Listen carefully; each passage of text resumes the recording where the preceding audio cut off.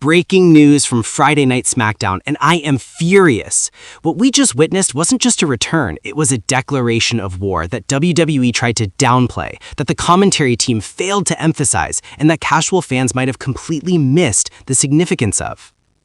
Jacob Fatu is back, but he didn't just walk back into the arena, he brought the Samoan SWAT team with him. And if you don't understand why this changes everything about the Bloodline, about Roman Reigns' future, about WrestleMania season, then you need to stop what you're doing and pay attention, because WWE just dropped the biggest bombshell of 2026, and nobody is talking about it the way they should be.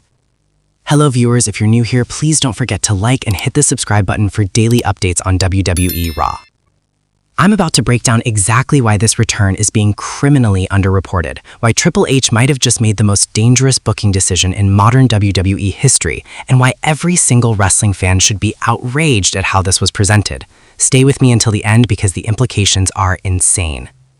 The return nobody saw coming. Let me set the scene for those of you who missed SmackDown, and honestly, if you blinked during this segment, you might have missed the most important 15 seconds of television this entire year. We're 20 minutes into the show. The Bloodline, Solo Sikoa's version, the discount Bloodline as I like to call it, is in the ring cutting a promo about dominance, about legacy, about being the ones who run SmackDown now that Roman Reigns has been conspicuously absent. Tama Tonga is talking, Tangaloa is nodding along, and Solo is standing there with that dead-eyed expression he always has, trying to convince us he's the tribal chief. And then it happens. The lights cut out. Not a flicker, a complete blackout. The crowd pops because they know something's coming. We hear it, that unmistakable sound, war drums, Samoan war drums echoing through the arena, and when those lights come back up, there he is, standing on the ramp like a final boss in a video game. Jacob Fatu. But here's where it gets absolutely nuclear, and this is the part that has me ready to flip my desk. He's not alone. Behind him, emerging from the smoke and the darkness, are 6 members of what can only be described as the Samoan SWAT team. I'm talking full tactical gear aesthetics, matching war paint, synchronized movements like they've trained together for years. This isn't just muscle. This isn't just backup. This is a calculated military operation making its presence known in WWE. And how does the commentary team react? How does Michael Cole, the voice of WWE, frame this moment for millions of viewers watching at home? With the enthusiasm of someone announcing a moderate weather update. Jacob Fatu is back and he's brought some friends. Some friends? Michael, these aren't drinking buddies from college. This is a paramilitary unit of Samoan warriors who look like they could walk through a brick wall and ask for seconds. This is exactly what's wrong with modern wrestling presentation. We have the most explosive, game-changing return of the year happening in real time, and it's being delivered with all the urgency of a grocery list. Where's the panic in the commentary? Where's the, oh my god, SmackDown is about to become a war zone energy that this moment deserved? Who is Jacob Fatu and why this matters? Now, for the casual fans watching who might be asking, who is Jacob Fatu and why should I care, let me educate you real quick. And for the hardcore fans who already know, stick with me because we need to talk about what WWE has been sleeping on for years. Jacob Fatu is not just another wrestler. He's not just another member of the legendary Inoue family tree.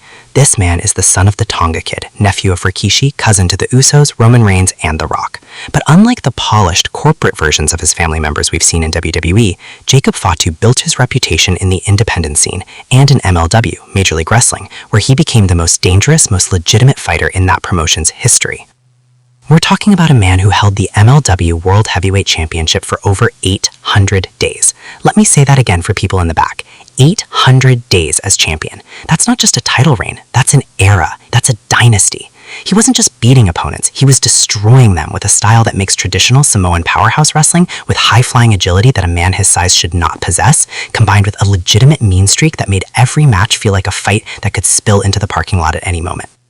This is the same Jacob Fatu who was doing moonsaults at nearly 300 pounds. The same Jacob Fatu who had an aura of unpredictability that made him must-see TV every single time he appeared.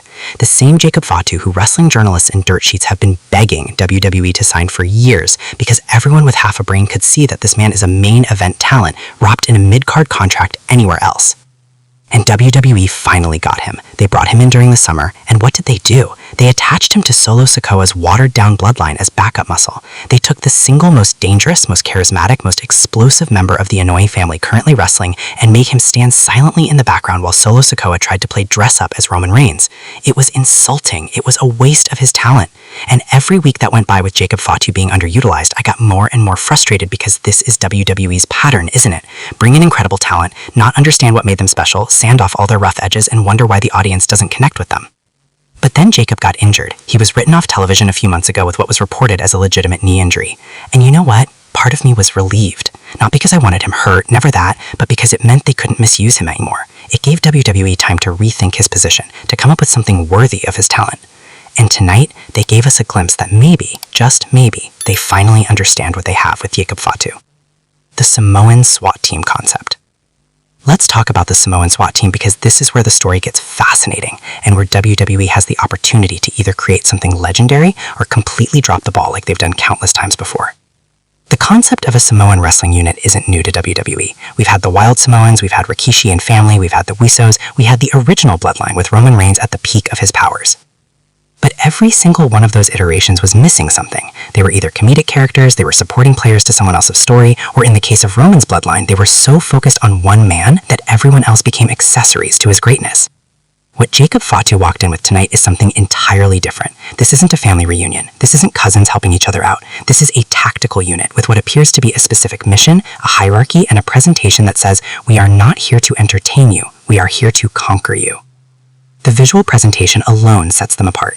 Every member was wearing coordinated gear that looked more appropriate for a special forces operation than a wrestling show. The war paint wasn't just decorative, it was uniform, suggesting this is an organized group with standards and protocols. Their entrance wasn't chaotic, it was synchronized with each member knowing exactly where to be and what to do. And here's what has me excited and terrified at the same time. We don't know who these 6 individuals are yet. WWE hasn't identified them. They could be independent wrestlers from the Pacific Islander wrestling scene. They could be developmental talent from the Performance Center who've been training in secret. They could be established names that WWE has been hiding for months, waiting for this exact moment. The mystery is delicious from a storytelling perspective. But here's where my outrage kicks in. Why wasn't this given more time?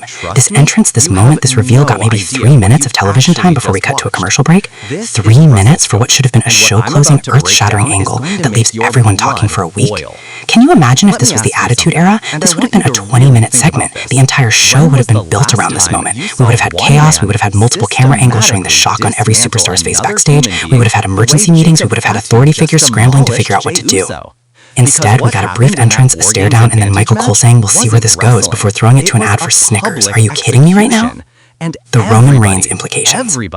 Now we need to address the elephant in the room, or should I say, the tribal chief, not in the room, Roman Reigns. Are you kidding? Where does Roman fit into this new equation? Because make no mistake, this is absolutely about Roman, whether he was on screen tonight or not. The Bloodline has been the defining storyline of WWE for the past 4 years. It's made Roman Reigns the biggest star in professional wrestling. It's elevated the Usos to legend status. It's created countless WrestleMania moments and main events. But the Bloodline as we knew it is fractured. Roman's been away, Solo tried to claim leadership, the Usos are doing their own thing, Sami Zayn is somewhere in the mix, and now Jacob Fatu returns with his own army, and suddenly we have to ask, who does Jacob answer to? Here's where this gets spicy, and where WWE has multiple directions they could go, any of which could be incredible or disastrous depending on execution. Option 1, Jacob and the Samoan SWAT team are here to bring Roman back. They're the ultimate reinforcements, the shock troops that Roman has been holding in reserve for when things got desperate. This would position Roman as the ultimate strategist who always has another move, another plan, another army waiting in the wings. It maintains Roman's dominance and just adds another layer to his power structure. But here's why this option makes me nervous. We've already done Roman has the biggest backup for years. We've seen Roman with the Usos, we've seen Roman with Solo and Sami, we've seen Roman with every advantage possible. Do we really need to see Roman but with more backup? That feels like a creative crutch, like WWE can't imagine the Inoue family doing anything that doesn't revolve around making Roman look stronger. Option 2. Jacob and the SWAT team are here because of what Solo did to the Bloodline. They're not here to help Roman, they're here to judge everyone. They're the family elders coming in to restore order, and everyone, including Roman, has to answer to them. This would be fascinating because it would position Jacob as not just another member of the Bloodline, but as someone who has the authority to check even Roman Reigns. This is my preferred direction because it does something we haven't seen in WWE in years. It creates a true power struggle within a faction where nobody's position is guaranteed. Can you imagine the promo battles between Roman and Jacob, each claiming to represent the true spirit of their family legacy? Can you imagine the matches where family members have to choose sides? Option 3, and this is the nuclear option that would break the internet. Jacob Fatu and the Samoan SWAT team are here to end the Bloodline entirely. They're not here to join it or fix it. They're here to prove that everything Roman built was a joke compared to what real Samoan warriors look like. They're here to tear down the entire structure and build something new from the ashes. This would be the most dangerous direction WWE could take because it risks alienating the massive fan base that's invested in Roman's story. But it would also be the most exciting because it would be unpredictable. We wouldn't know where this is going. We couldn't fantasy book it. We'd actually have to watch to see what happens next, which is what wrestling should be. But here's where my excitement turns to dread, and this is the part that's going to make some of you angry but needs to be said. WWE has a terrible track record of following through on moments like this.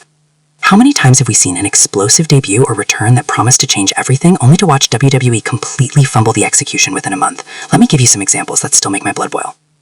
Remember when Bray Wyatt returned with the most incredible, most creative character work WWE had seen in years? Uncle Howdy, the Wyatt Six, all of that brilliant storytelling potential? And what happened? They brought them in, gave them a couple of confusing segments, and then seemed to have no idea what to do with them long term, before tragedy struck. WWE had gold and didn't know how to mine it properly.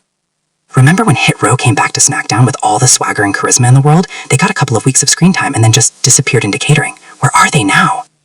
Remember when Karrion Kross returned with Scarlett and it looked like we were getting the dominant heel run that he should have always had? They gave him some wins, some